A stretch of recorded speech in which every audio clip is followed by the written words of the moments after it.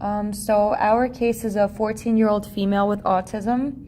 We didn't really have that much information, but we did see that our client prefers to spell her messages rather than using spell her messages using a keyboard rather than symbols.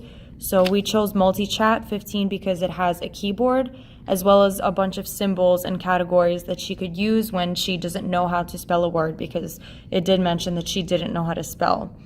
So let's say, for example, that she wants to watch TV. So you would click, I want to watch TV. And to clear everything, you just click clear and go home. So that would be one option. And, well, in regards to yes and no questions, she uses gestures. So she would nod her head and turn her head for no. So we didn't really need that. So let's say, for example, I want to go to sleep. So I want to go to, and then home, then we need actions, more actions, sleep. And then you clear all and then go home. There are adjectives here. So there's big, small, pretty, ugly, even colors. There's a bunch of colors that she can choose from, as well as feelings. So she can say, like, I am tired. Abbreviate it as she wants, or she can speak in complete sentences. Either way, she's understood, and it helps her communicate better. Mm-hmm. And she also has a keyboard because she doesn't like symbols. So this chat is perfect for her. It is. She says, I want, I need, we can just go anywhere that we need to go. I need more. I think it's pretty great that these three icons exist right on the front page into their own things. So it's like, I want, I don't want, I need. It's like very, very generalized, but everyday use of words that she could use. Let's say she wants to go home. So it would be, I want to go to, and then it automatically pops up like the amount of places that she could go. So it could be indoors or outdoors. So we picked home places, and it will be, I want to go home. It's there. It even has like outside, garage, kitchen. So wherever she would need to go, it's there. We added the bottom two. We added basement and attic. There were all the options pretty much for a house were listed. So we just wanted some additional things to put in there. So basement and attic seemed like the most appropriate to add. And we also added some places that might be fun for her. So we added amusement park and we added beach. So if she would want to say, I want to go to the beach, we can say that. Another category that we chose was activities. We decided to add some options for her in video games. So everything that kids use nowadays to play, technology-wise, is listed already. So we additionally added an Xbox, just in case if that's something that she's interested in. We also added a few sports. So there were many sports available, so we added badminton and boxing, because these are two very well-known sports. Both sports which women do play, which 14-year-olds might want to play as well. So we just wanted to give her as many options as possible. And in regards to watching, things that she can just watch randomly, we added Animal Planet, because most 14-year-olds, I'm assuming, I'm not sure if she likes animals. If she doesn't, Animal Planet would just be a very nice option for her if that's something that she would have wanted and she would be able to refer to. There were a bunch of games here. So if we would say, I want to play dolls, so I want to play, and then we created this little symbol for dolls because they didn't really have any options. Okay, so let's say she wants to watch Disney princesses. So I want to watch Disney movies. So we specifically specified it because we didn't really get much information on her at all. So the only thing that we did know about her is that she likes Disney movies. So we decided to include that. And we don't know what activities she likes. So we don't know what she prefers to do at home. We don't know what she generally likes to do. So we just kind of tried to make it fun for her. And luckily, this app actually has pretty much anything that she would want to do. Yep. So it also said in the evaluation that she wanted to get presents. So I want things, more things. Presents. Another example of today is Wednesday. So we would go into, so you would go into days. Today is, and then Wednesday. And then yesterday was Tuesday. Tomorrow will be Thursday. So she has all of that there. And if she needs months, she has months there. Specific dates, years, events. So let's say special events, birthday. Birthday, that's what I was looking for. There it is. Okay. Birthday, happy. Well, happy birthday. Okay. And we think that she's probably not going to speak in full sentences, right? She would probably shorthand a lot of what she's saying. And since the people around her are familiar and they know the way she speaks and tend to understand what she says, she probably will shorthand what she says and they will understand her. Yeah, and this also doesn't include pronouns.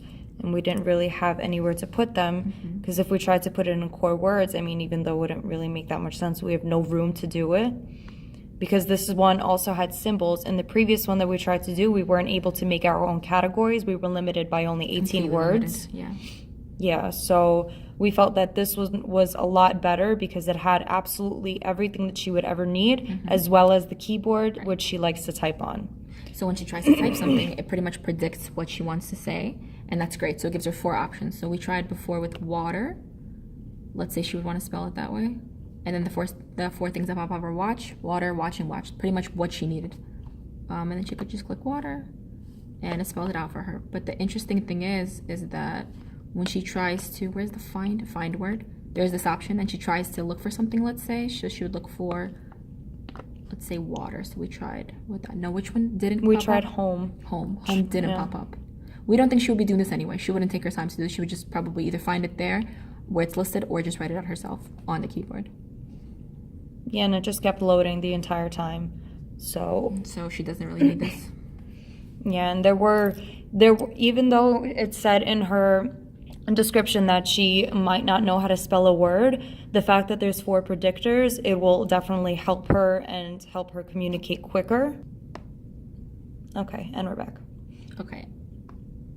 And then there's this one specific word category that we obviously don't really think we need, so we didn't do anything with it. Yeah, she's 14. She doesn't work, so we didn't really, And I don't know if her parents make her do chores, or I don't think obviously she doesn't go to work, she doesn't have coworkers, she doesn't, I don't know what her relationship is with money. A lot of this is very vague. We weren't really sure what her abilities were, what she chooses to do with her time, or what she does on a daily basis.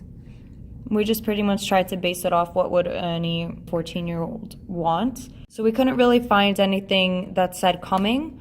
So we just said people, more people, grandma, and then go back. And then we went to keyboard and started typing in come, and it said coming right there. And if she needs a caps, there's caps here, there's caps options, there's numbers here. So if she needs to type in a number, it's all there. And I was really curious also about the spelling.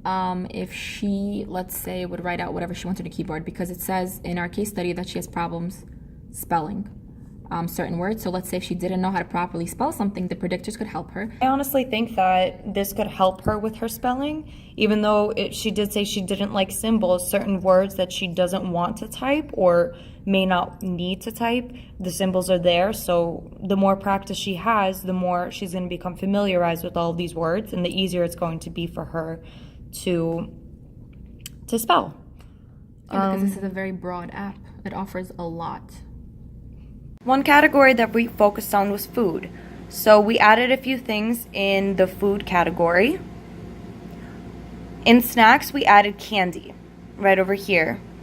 Everything else that a child would need to refer to when it comes to snacking is already listed, but we felt that candy would be also appropriate for a child. Also, in dairy, we added 2 things. So we added cereal and we added whipped cream. Whipped cream was replaced. We replaced coffee creamer with whipped cream because we felt that a 14-year-old wouldn't really need to use coffee creamer for any means. And cereal is a very diverse breakfast choice. So we decided to put in cereal because perhaps she would need to refer to that when asking her mom what she wants to eat for breakfast. For condiments, butter was separated with chocolate syrup. So chocolate syrup we feel is also extremely diverse, especially for children. They would like to eat chocolate syrup maybe with their waffles, with their ice cream, put it in their milk to make chocolate milk. So they use it also in various ways, and most children enjoy chocolate syrup. And the last thing that we added was sponge. So we added sponge. Maybe she would need to refer to the sponge when talking to her mom about washing dishes or where the sponge would be. So we felt that it was necessary for sponge to be in there as well. We also had a bunch of other stuff for Cookie that we could have done, like I want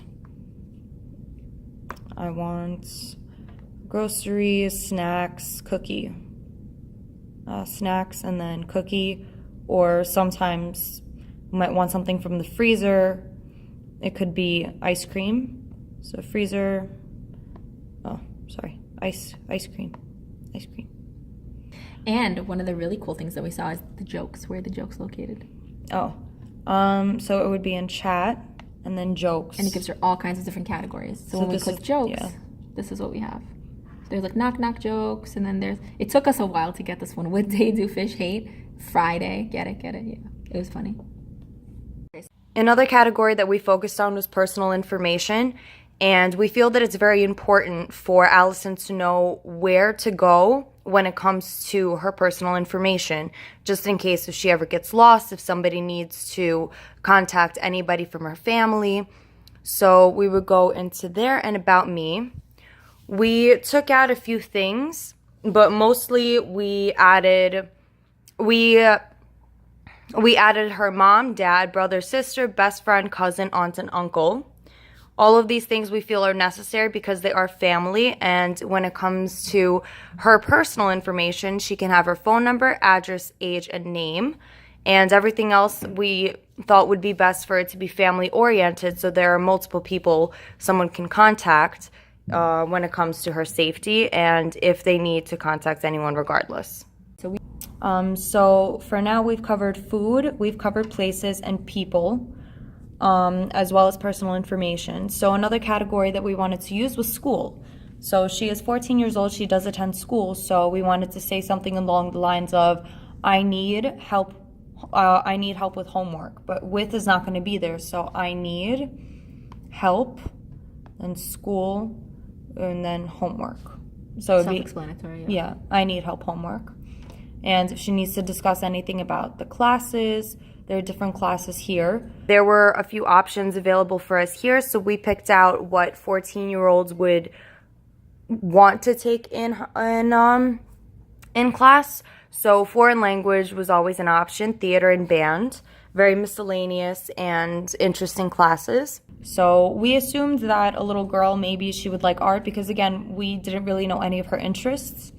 So we could have said something along the lines of her liking her class. So it would be I like, and then shopping, classes, art. And then mentioned there was no pronouns. So she's not going to say I like my class, but it's not really relevant here. She could just get her message across this way. Absolutely. So I like art class would be something she could say. We also added people, school people. So we added counselor, speech pathologist, and lunch lady.